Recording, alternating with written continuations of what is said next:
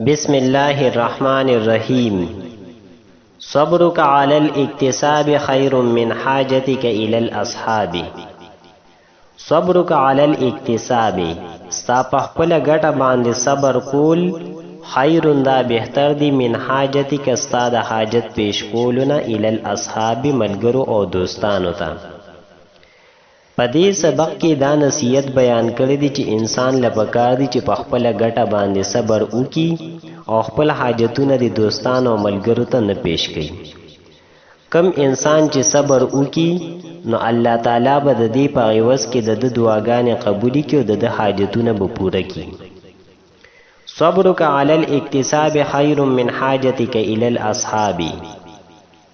د دې لغوي تحقیق داسې دی چې صبرون دا مصدر دی د باب ضربه یضربونه، معنی د صبر کول.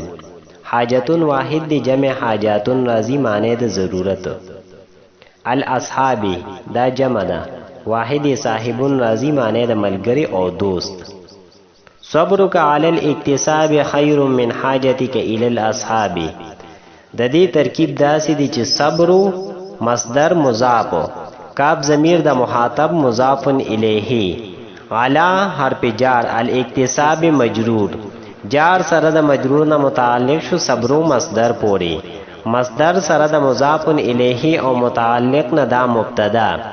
خیرون اسم تبذیل، پدې کې هو ضمیر هغه د دې فاعل، من حرف جار، حاجتک کې حاجتی مصدر مضاف، کاف ضمیر د مخاطب مضاف الیه، الی حرف جار، الاصحاب مجرور، جار سره د مجرور نه متعلق شو حاجتی مصدر پوری، مصدر سره د مضاف الیه او متعلق نه دا مجرور شو د من حرف جار د پاره، جار سره د مجرور نه متعلق شو خیرون اسم تبذیل پوری، اسم تبذیل سره د خپل فاعل او متعلق نه دا شبه جمله خبر شو د مبتدا د پاره، مبتدا سره د خبر نه جمله اسمیه خبریه.